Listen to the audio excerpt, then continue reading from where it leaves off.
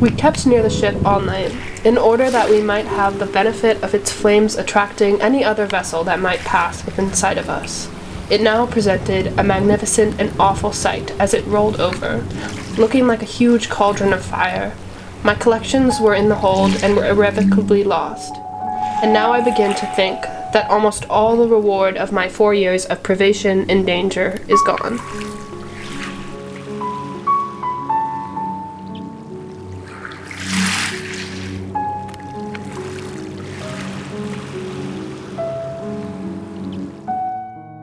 "10 days and 10 nights we spent in this manner. We were still 200 miles from Bermuda, when one afternoon a vessel came by, and then we were on board, much rejoiced to have escaped a death on the wide ocean, whence none would ever have come to tell the tale.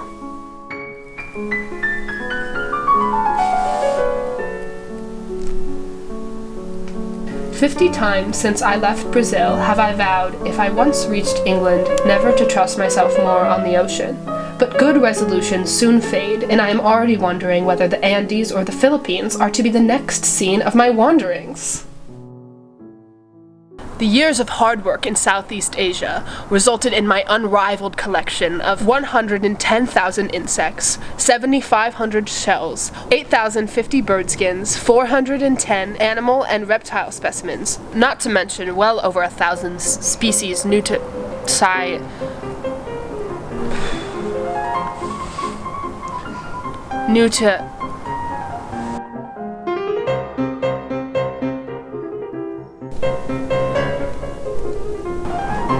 Why do some animals die, but others live?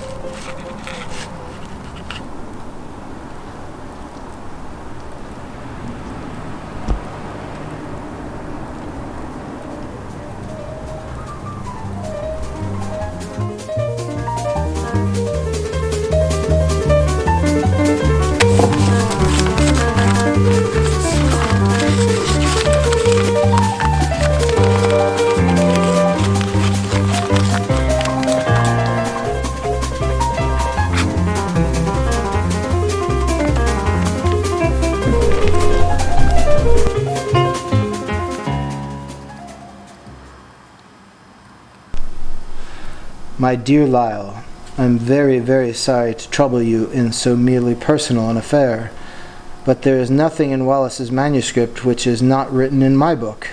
He could not have made a better abstract of my ideas. Even his terms now stand as the heads of my chapters. All my originality, whatever it may amount to, will be smashed. I must publish, but I cannot persuade myself that I can do so honorably. I would far rather burn my whole book than have any man think that I have behaved in a paltry spirit. Yours most truly, Charles Darwin. I can think of no better way to go about this other than presenting your ideas together. To not do this in a timely manner will surely result in all types of unwanted accusations.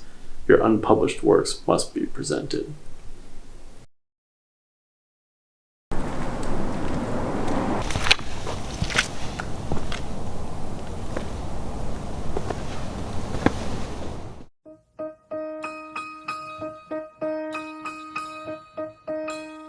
The best thing to do now, and for the next 20 years, is to educate.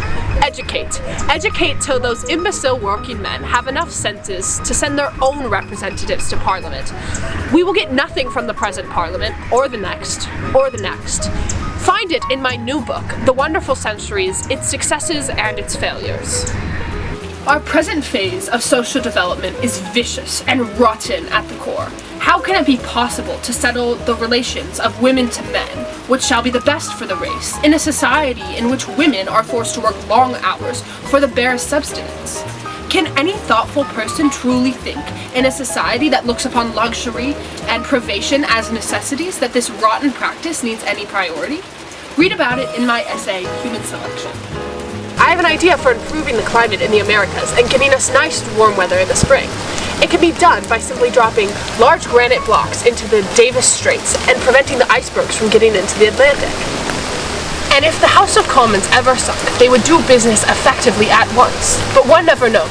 Parliamentary language in the Straits would melt the coldest of icebergs ever congealed. I have a great many hearsays. For example, for the last 25 years, I have been a strong anti-vaccinator.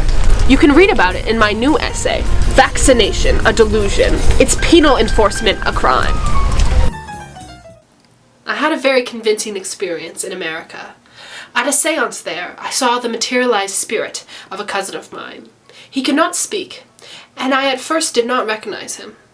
I took him by the hand, and I asked him, "Is it Algernon?" He nodded and patted me on the shoulder. On another occasion, I received a message from a friend who had been dead 40 years. He sent a message that he was so-and-so, and he had lately seen my dead brother, who was sorry that he could not communicate with me at the time, but would do so later on. You'll find it all in my book, Miracles and Modern Spiritualism. I'm a red-hot radical, anti-militarist, socialist, etc., etc., etc.